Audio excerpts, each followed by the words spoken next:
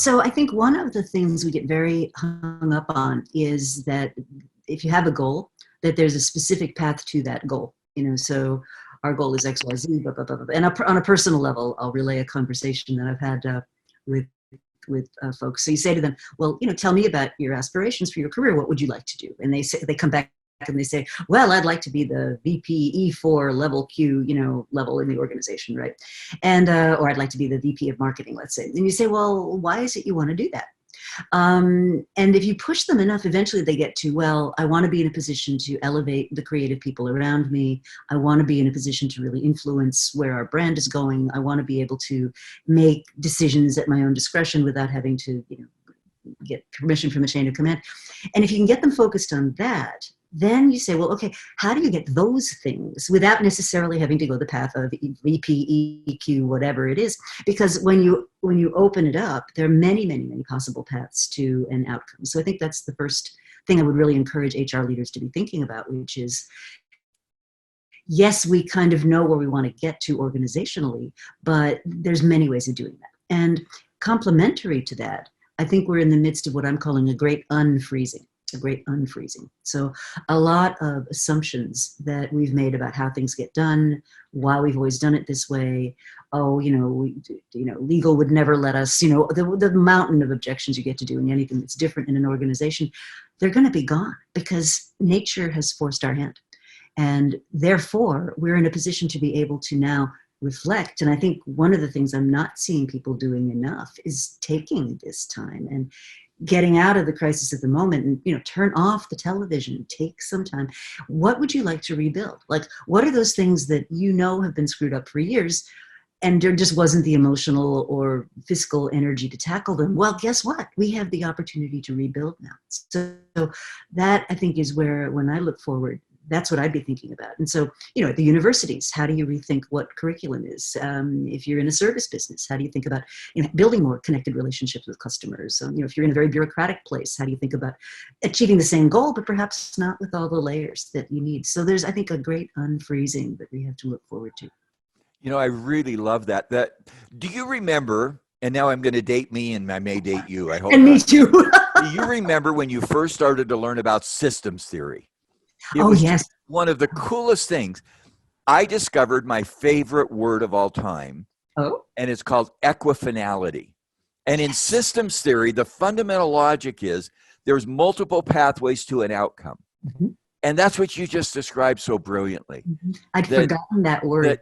I love. We have a parlor game, and people say, "What's your favorite word?" And I always use equifinality because I love it. I mean, if your goal is, the goal is not a position. That's silly. That's a title.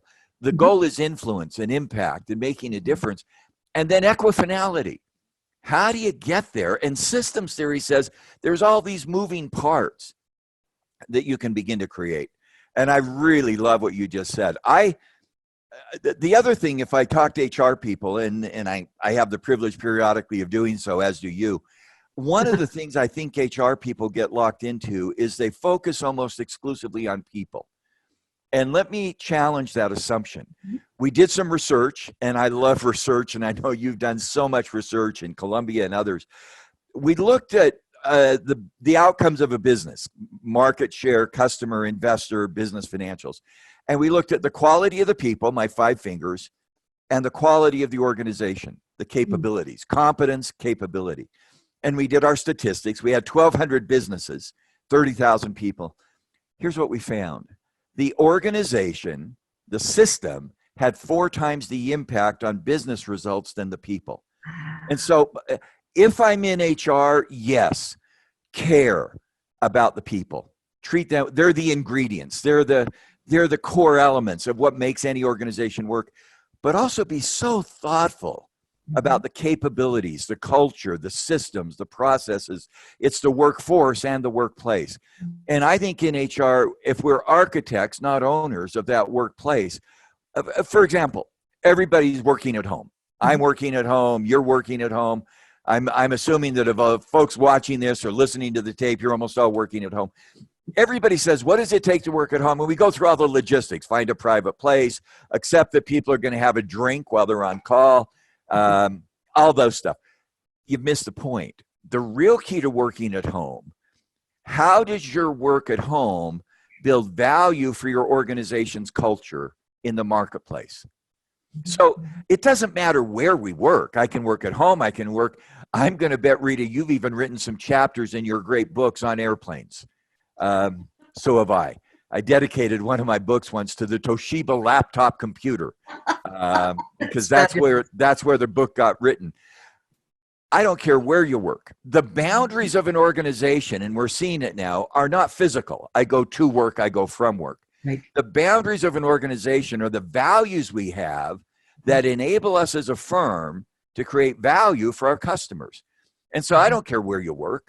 Am I doing things in the next 12 hours or 8 hours in my home office that a customer would get value from, or an investor, or a community where we live?